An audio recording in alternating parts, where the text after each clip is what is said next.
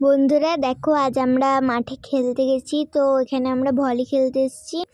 দেখো আমি এবার এটা আমার ভাই খেলছে। আমার ভাই কত সুন্দর খেলছে, ক্যাচ ধরছে।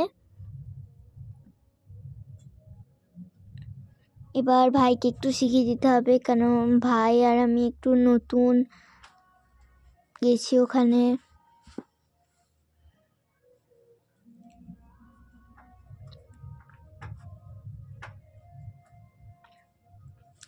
দেখো এখন আমরা বল নিয়ে খেলছি নিজেদের মধ্যে।